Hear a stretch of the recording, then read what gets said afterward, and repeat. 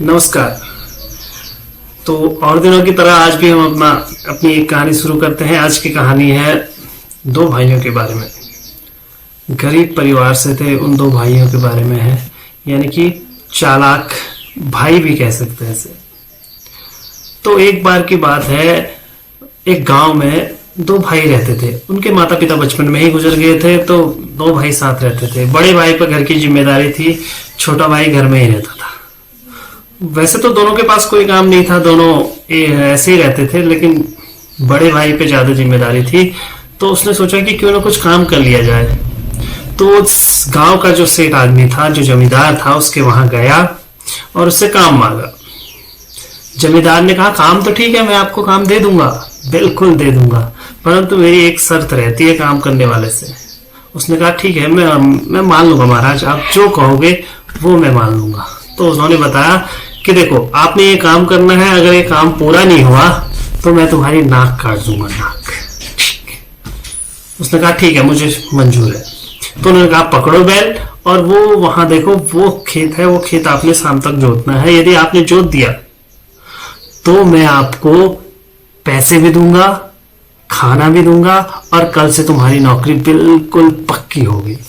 ऐसा कहा। वो मान गया। उसने कहा, ठीक है, खेती तो जोतना है, ये तो बहुत आसान काम है, चलो जोत देते हैं। उसने बैल को हाँका और सीधे खेत में चले गया।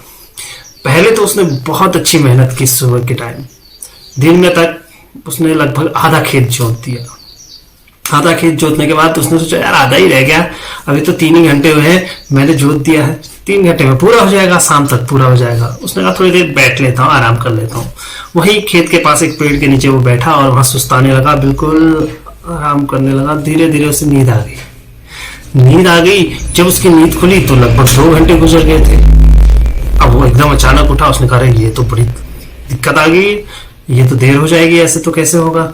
उसने सीधे बैल हाँके और जोतना शुरू किया। अब जोतना शुरू जैसे ही किया, बैल भी थक गए थे, तो उन्होंने क्या किया, धीरे धीरे जो तो बड़ी जोर से हाँक रहा, हुर्रा ऐसे कर रहा, लेकिन बैल कहाँ आगे जाए। बैल तो अपनी गति से चल रहे थे। अब शाम होने वाली है, खेत पूरा जुता नहीं गया, अंधेरा हो गया, फिर भी थोड़ा सा खेत बाकी रह गया। अब अंधेरे में जोतता कैसे। वो बैल लेके घर आ गया। तो जमींदार ने बोला, क्या जोत दिया खेत। उसने बोला, नहीं, थोड़ा सा रह गया। तो उसने कहा, मेरी शर्त के अनुसार तुम्हारी नाक काटी जाती है। उसने चाकू निकाला और उसकी नाक काट दी। उसकी नाक कटी तो वो रोता रोता रोता भागा। न पैसे मिले, न खाना मिला, कुछ भी नहीं। रोता हुआ जी गया अपने घर पहुंचा तो छोटा भाई देख रहा है, भाई आ रहा है। वो तो बड़े आस में लगा था, भाई आ रहा है, कुछ लेके आएगा आज। परंतु जब भाई आया तो उसने देखा उसके मुंह से खून बह रहा। उसने बोला, क्या हो गया, क्या हो गया। उसने बताया कि मेरी नाक काट दी। जमींदार ने ऐसा ऐसा हुआ, दिन की पूरी घटना उसे सुना दी। जब भाई ने सुना, उसके होश हो गया, ऐसा हुआ, मैं जाऊंगा वहां। उसने बोला, अच्छा। उसने बोला, तू नहीं जाएगा, मेरी नाक कट गई, तुझे नहीं जाने दूंगा मैं। उसने बोला, मैं जाऊंगा तो जाऊंगा, बस बात खत्म। ऐसा बोला। जब ऐसा बोला तो भाई अब क्या करता। उसने कहा, ठीक है। फिर अगले सुबह तो उसका भाई चले गया वहां। भाई गया तो भाई ने फिर जमींदार से पूछा, तो जमींदार ने बताया कि ऐसी सी बात है, ये मेरी शर्त रहती है, इसके अनुसार ऐसा ऐसा होता है, यदि तुम काम पूरा करते हो तो तुम्हें सब कुछ मिलता है, अगर काम पूरा नहीं करते हो तो तुम्हारी नाक काट दी जाती है, क्योंकि तुम अपनी बातों पर कायम नहीं हो, इसलिए मैं ऐसे लोगों को ऐसे ही नहीं रहने देता। ठीक है। उसने कहा, ठीक है, मैं मान लूंगा। उसने कहा, ठीक है। फिर वो 100 भेड़ें हैं मेरे पास, उन 100 भेड़ों को लेके जाना है, शाम को सारी की सारी आनी चाहिए और सबका पेट भरा होना चाहिए। उसने कहा, ठीक है। वो बैलों को लेकर जंगल चले गया, नहीं, भेड़ों को लेकर जंगल चले गया। अब जंगल में गया तो थोड़ी देर तक तो सारे भेड़ों को देख रहा था, उनकी देखभाल कर रहा था, काउंट कर रहा था कि कितने हैं, 1 2 3 4 5 6 100, इस तरीके से काउंट कर रहा था। अब थोड़ी देर बाद उसने कहा, कहाँ जा रही भेड़ है, उतनी तो है, मैंने 4-5 बार गिन ली, कम कहाँ हो रही है, ऐसा कहा उसने। फिर वो भी आराम करने लगा। जब आराम करने लगा तो उसके बाद कुछ देर में वही हालत उसकी भी हुई, वो सो गया, उसे नींद आ गई। थोड़ी देर बाद जागा, लगभग शाम का समय हो गया था। उसने काउंट किया, 3 भेड़ें कम थी। अब बड़ा आश्चर्य, उसने कहा, ये तो बड़ी गड़बड़ हो गई भाई, ये भेड़ें कहाँ गई, वो ढूंढने लगा इधर उधर जंगल में, इधर उधर खोज रहा है, बड़ा परेशान, सर पर हाथ लगा रहा है, हे राम ये क्या हो गया, अब तो भाई की तरह मेरी भी नाक कट दी, अब क्या होगा, बड़ी समस्या आ गई। अब क्या किया जाए, बड़ी दिक्कत में है। तभी उसकी नजर पड़ी, वहां से एक बांसुरी वाला आ रहा था। उसने कहा बांसुरी, बहुत ही मधुर बांसुरी बजा रहा था। उसने बोला, बांसुरी वाले ने बोला बांसुरी ले लो भाई। उसने बोला यार क्या करूं तेरी बांसुरी से, यहाँ तो अपनी बैंड बजी पड़ी है, 3 भेड़ें खो गई है। उसने कहा क्या हुआ फिर, भेड़ें खो गई, 3 और खो दो और एक बांसुरी ले लो। उसने कहा ठीक है। उसने कहा 3 भेड़ें तो तूने खो दी, कोई बात नहीं, 3 और खो दे, उसके बाद ये बांसुरी रख ले।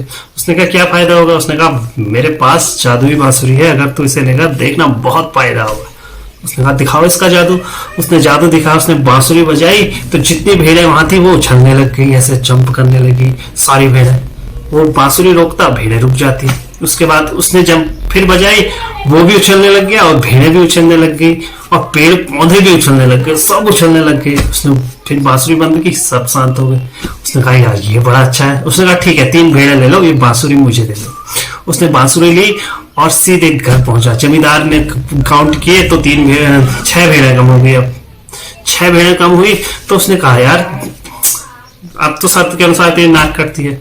उसने कहा नहीं मैं नहीं कटने दूंगा, रुको मैं तुम्हें पहले एक बांसुरी सुनाता, उसके बाद तुम मेरी नाक काट लेना। उसने बांसुरी बजाई, महाराज जो जमींदार थे वो उछलने लगे, भेड़े भी उछलने लगी। उसके बाद उसने फिर आवाज सुनाई तो फिर सारे उछलने लगे। उसके बीवी बच्चे सब आ गए जमींदार के, वो सारे उछलने लगे। उसने रोकी ही नहीं, बांसुरी बजाता गया। बहुत देर तक बजा दिया। यार जमींदार थक गया, परेशान हो गया, मरने जैसी हालत हो गई उसकी। उसने बोला यार रोक दे भाई, रोक दे, आप रोक दे, इस बांसुरी को रोक दे, मैं तेरी नाक नहीं काटूंगा, रोक दे। उसने फिर वो बांसुरी रोक दी और उसने बोला कि मुझे खाना चाहिए। उसने उसे खाने भी दिए, पैसे भी दिए। उससे बोला जा घर को जा। वो घर चले गया। अगले सुबह फिर वहां पहुंच गया। उसने बोला मुझे आज भी काम चाहिए। उसने कहा मैं नहीं दूंगा आज काम, कल मैंने गलती कर ली है। उसने कहा बजाओ बांसुरी। उसने कहा नहीं ठीक है चलो आज हम लोग घूमने चलते हैं। वो जमींदार प्लान बना के गया, चलो ठीक है इसे आज काम तो देते हैं, साथ में ले जाते हैं और इसे वहीं खत्म कर देंगे, इसका मामला वहीं साफ कर देंगे, रफा दफा कर देंगे। ऐसा करके उसे अपने साथ ले गए। जमींदार हो गया, उसकी बीवी हो गई और वो हो गया, सब लोग घूमने गए जंगल। उसने कहा आज जंगल में करते हैं, पिकनिक मनाएंगे, ठीक है आज शाम वहीं रहेंगे, कल सुबह आएंगे। सब लोग एक बैलगाड़ी लेकर तैयार होकर जंगल की तरफ चले गए। जब जंगल पहुंचे तो रास्ते में खाना नाश्ता पानी किया सबने बड़े मजे से। वो भी खुश था, छोटा भाई और जमींदार, बीवी बच्ची तीनों खुश थे। जब आगे जंगल के आगे पहुंचे तो शाम होने लगी तो उन्होंने कहा आज इसी जगह पर रहेंगे। बहुत ऊंची चोटी थी, वहां पर मैदान था, वहां पर वो लोग रह गए। तो उस जमींदार ने अपनी बीवी और बच्ची को चुपचाप से बता दिया आज रात ऐसा ऐसा करना है, ऐसा ऐसा करेंगे। बस वो लोग खुश हो गए। उन्होंने कहा आज इससे छुटकारा मिल जाएगा।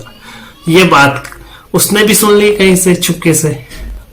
उसने कहा अच्छा तो ऐसी बात है, आज बताता हूं तुम्हें, आज देखता हूं। ऐसा कहा और शाम का इंतजार। शाम को सब ने खाना वाना खाया, मजे से हंसी खुशी पिकनिक मनाई और सब लोग सो गए। तो जमींदार के प्लान के अनुसार रात को उसने उसका पांव खींचकर सीधे वहां से नीचे फेंकना था खाई में।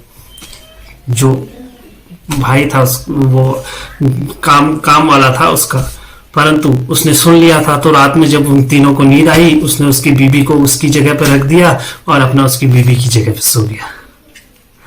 जमींदार रात को उठा, उसने पांव पकड़ा, सीधे नीचे फेंक दिया। सीधे नीचे फेंका तो बड़ी जोर की आवाज आई नीचे से, आ करके। उसने देखा तो ये तो उसकी बीवी की आवाज थी। उसने बगल में देखा तो वहां वो सोया पड़ा था, हंस रहा है। देखो ऐसा होता है जो बुरा चाहता है किसी के लिए, कहा। उसके बाद जमींदार बहुत पछताया और उससे अपनी बेटी की शादी की और वो तीनों आराम से खुशी से रहने लगे। तो इससे हमें ये शिक्षा मिलती है, हमें किसी की भी मजबूरी का फायदा नहीं उठाना चाहिए। कभी किसी से काम ज्यादा भी होता है, कम भी होता है, तो उसे प्यार से सांत्वना से समझाना चाहिए। धन्यवाद।